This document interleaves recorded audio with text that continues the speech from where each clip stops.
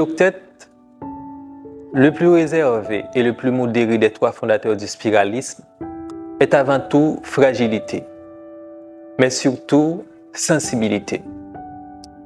Engagé contre toute forme d'abus et empreinte d'humanisme, il proclame l'urgence de la poésie dans ce procès permanent des hommes contre l'homme. Sa poésie est d'une simplicité, mais aussi d'une rigueur sans faille dans la créativité. Il est l'auteur de Marga, l'un des poèmes d'amour les plus célèbres de ces dernières années.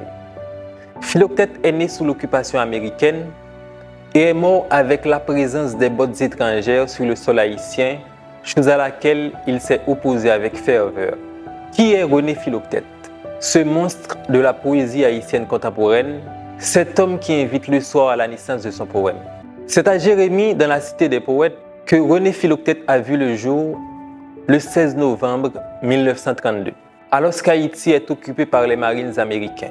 Poète, romancier, dramaturge et journaliste haïtien, il se rend à Port-au-Prince pour terminer ses études classiques qu'il avait commencées à Jérémie. 1960, c'est l'année où tout a commencé, quand René Philoctète a cofondé le spiralisme avec Franck Etienne et Jean-Claude Fignolet. Au cours de la même année, on le retrouve aussi comme membre fondateur du mouvement Haïti littéraire avec Anthony Phelps, Roland Morisseau, Serge Le Gagneur, Davertige et Auguste Ténor.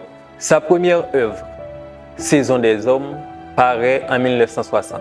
Marié en 1961 et père de 4 enfants, moins d'un an après son mariage, René Philoctète écrit un long poème où il chante l'amour pour sa femme, Marga, publié avec une préface d'Anthony Phelps. Devenu célèbre, ce poème fait partie des plus récités et des plus lus dans la sphère littéraire haïtienne. En 1962, il publie son deuxième recueil de poèmes, Les Tambours du Soleil, et sa première pièce de théâtre, Rose morte.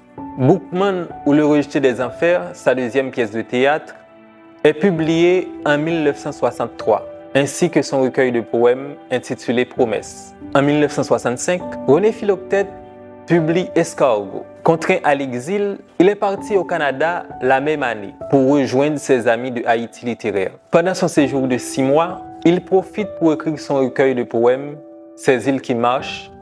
En 1966, René Philoctète, poète accompli et travailleur acharné de la plume, reçoit en 1970 le premier prix du concours des éditions de l'an 2000 pour son premier roman intitulé Le 8e jour, un roman qui va être publié pour la première fois en 1973. Ensuite, il publie Monsieur de Vathey, une autre pièce de théâtre en 1975. René Philoctète est pendant un certain temps professeur de littérature française et haïtienne et co-directeur au collège Jean Poismas, qu'il a cofondé avec le professeur Victor Benoît et Jean-Claude Fignolet au cours des années 70. Avec une préférence pour la poésie, Philoctète récidive avec les recueils de poèmes Herbe folle en 1982 et Ping Pong politique en 1987. À la chute de la dictature des Duvalier, il tient une chronique dans le quotidien haïtien Le Nouvelliste où il dénonce, sans langue de bois, les menaces qui pèsent sur l'avenir de la jeune démocratie. En 1989, René Philoctète publie son roman phare Le peuple des terres mêlées. Ce roman spiraliste retrace l'un des chapitres les plus sombres de l'histoire haïtiano-dominicaine, à savoir le massacre de 1937. Il retrace l'histoire du personnage Adèle Benjamin, la haïtienne, et son mari dominicain Pedro Alvarez Blito, ouvrier agricole pris dans la tourmente des massacres commandités par le régime du dictateur Rafael Leonidas Trujillo y Molina qui voulait blanchir la race. Cet événement, connu sous le nom du massacre de la Rivière, a causé la mort de plus de 20 000 Haïtiens.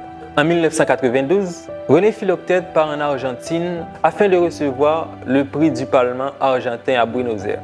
Son recueil de nouvelles et de récits, Il faut des fois que les dieux meurent, est publié au cours de la même année et contient des nouvelles ainsi que des récits intitulés, entre autres, La petite sœur aux cheveux corbeaux, Les fiancées du maquis de Château, Les alouettes du miroir, Fleurs de Kénépied et mariage d'enfants, Le président et les ballons stupides. Puis, en 1993, est publié son troisième roman, Saison des cigales. Petite anecdote. Le 20 décembre 1994, alors que le président Jean-Bertrand Aristide vient de signer son retour au pays à l'aide d'une occupation du territoire haïtien, René Philoctète écrit sur place le poème « Qui donc ira jeter des fleurs ?» et le lit pour le public des vendredis littéraires de l'Université Caraïbe. À ce moment, il était déjà gravement malade. Pouvant à peine se tenir debout, René Philoctète était soutenu par ses deux amis proches, à savoir l'écrivain Franck Etienne et l'anthropologue Jean Coulanges. Depuis, René Philoctète n'a pas eu la chance de reprendre la parole en public. Il s'est éteint à Port-au-Prince le 17 juillet 1995 à l'âge de 62 ans. Est aussi compté parmi ses œuvres une anthologie poétique, édition établie et présentée par Lionel Trouillot chez Actes Sud en 2003 sous le titre « Poèmes des îles qui marchent ». Ces poèmes, Marga et Somme, ont été dits par Pierre Brisson sur son disque à voix basse en 2004. Son roman « Le peuple des terres mêlées » est traduit et publié sous le titre de Péril en espagnol au cours de la même année et Massacre River en anglais l'année suivante, soit en 2005. Son troisième roman, Entre les saints des saints, est publié à titre posthume pour la première fois en 2016 aux éditions C3.